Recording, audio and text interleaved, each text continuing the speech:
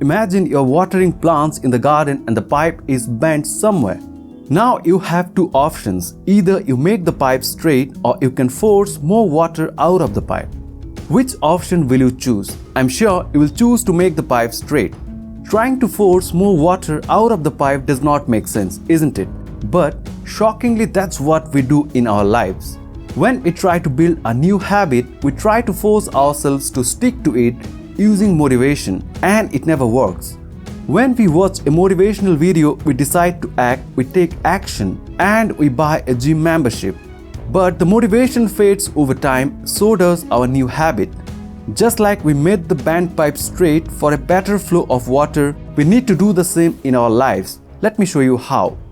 With motivation, we try to overcome the friction associated with the new habit. But making our habits simple and easy is just like making the water pipe straight. When you are trying to build a new habit, you should link it to some other activity that you do every day.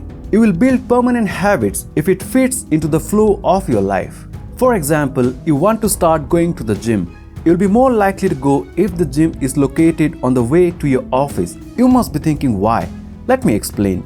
The problem is our habits don't last because of the frictions involved in between. If the gym is located in some other direction, you'll have to go out of your way just to reach the gym.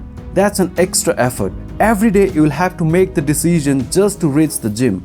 But if it's on our way to the office, every day you will reach there automatically twice. This way you have reduced one effort or one friction. Once you reach the gym, you will face less friction now. So there's a higher possibility that you will go to the gym. We often overlook these minor changes in our lives, but author says it is the minor changes that create huge impacts in our lives. We always try to take big steps in our lives. We want drastic changes, but it never works. You should start with the easiest and the smallest step. For example, if a plane flying from Los Angeles to New York adjusts the heading by 3.5 degrees south, the plane will land in Washington, D.C.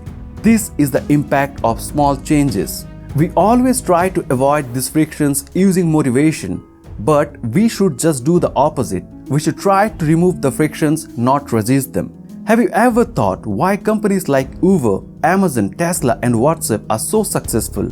They help us reduce the friction or the effort involved. Uber reduces the effort of looking for taxis.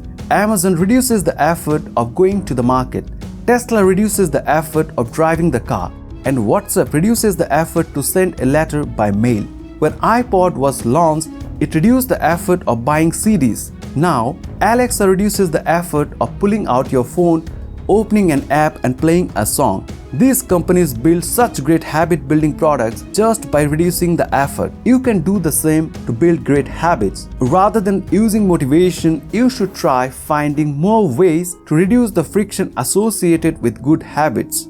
Friends, I have told you about this technique from one of my favorite books, Atomic Habits by James Clear. I strongly recommend this book. This is a life-changing book. If you learned something new from the video, share it with your friends and like it as it helps the channel to grow. And for more such useful videos, subscribe to the channel. Until next time, keep learning.